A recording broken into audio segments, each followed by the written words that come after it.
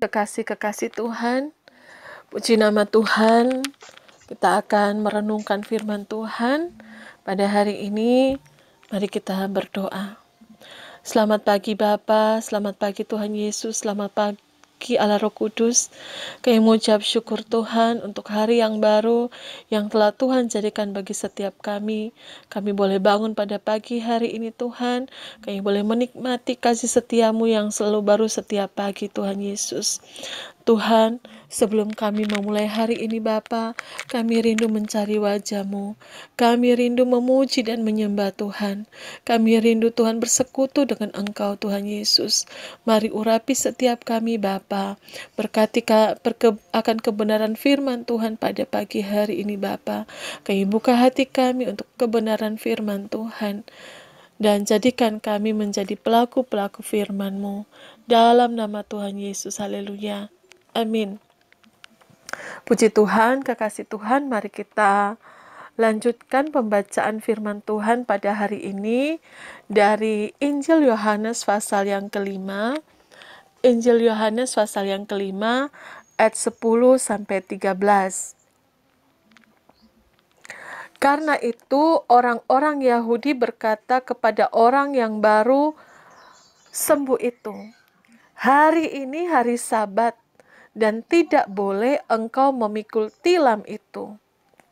Akan tetapi ia menjawab mereka, "Orang yang telah menyembuhkan aku, dia yang mengatakan kepadaku, angkatlah tilammu dan berjalanlah." Mereka bertanya kepadanya, "Siapakah orang itu yang berkata kepadamu, angkatlah tilammu dan berjalanlah?" Tetapi orang yang baru sembuh itu tidak tahu siapa orang itu. Sebab Yesus telah menghilang ke tengah-tengah orang banyak di tempat itu. Saudara yang dikasihi oleh Tuhan Yesus, memikul tilam pada hari Sabat itu dilarang. Dalam Yeremia 17 ayat 21, janganlah mengangkat barang-barang pada hari Sabat dan membawanya melalui pintu-pintu gerbang Yerusalem. Orang-orang Yahudi memang senang menekankan hukum-hukum yang jelimet, hukum-hukum yang rumit, yang mereka bisa lakukan. Tetapi untuk hal-hal yang lebih penting, yaitu keadilan, belas kasihan, dan kesetiaan, mereka abaikan. Saudara yang dikasihi Tuhan, peristiwa ini adalah pelanggaran pertama secara terbuka atas Sabat oleh Yesus di Yerusalem. Hal ini memberikan suatu makna bahwa Yesus telah membuka suatu lembaran sejarah baru yang bertitik tolak dari kasih yang nyata dan bukan hukum-hukum yang mematikan. Kasih kepada Allah dan kasih kepada sesama dan kasih kepada diri sendiri. Itulah yang menjadi dasar semua yang diperbuat oleh Yesus, yaitu kasih, bertolak dari kasih, belas kasihan. Orang yang telah menyembuhkan aku, ya, kita baca di ayat yang ke-12,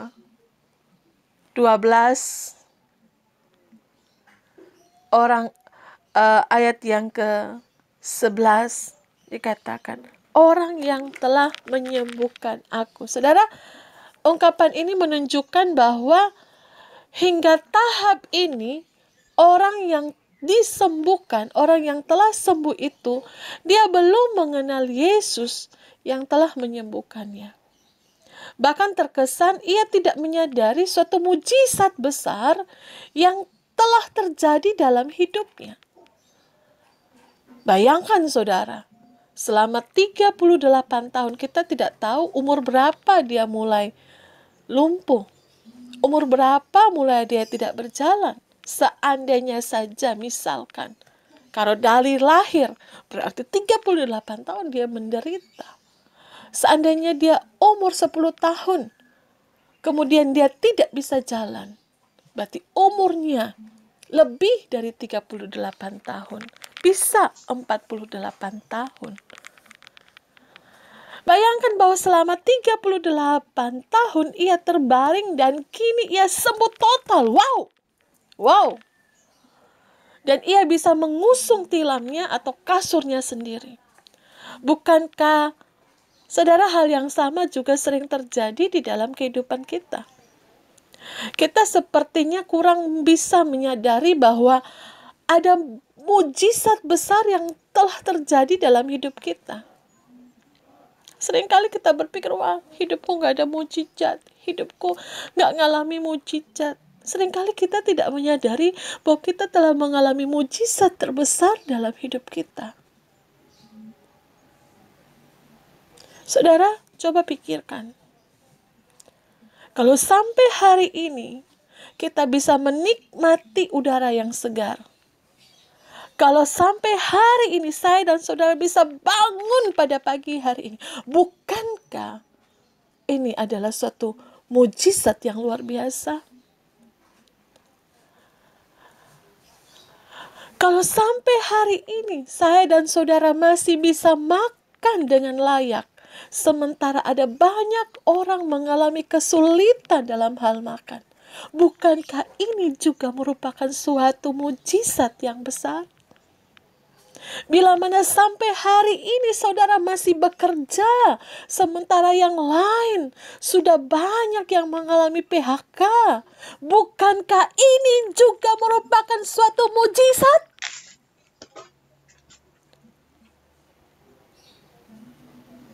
Yesus menghilang di tengah-tengah orang banyak untuk menghindari perdebatan dengan orang-orang Yahudi. Rupanya prinsip mengalah untuk menang juga diterapkan oleh Yesus. Memang ada kalanya kita harus mengalah atau menghindar.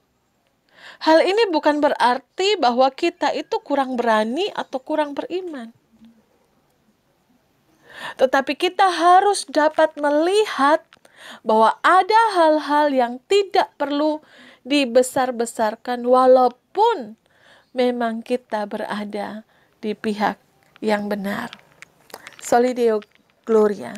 Mari kita berdoa.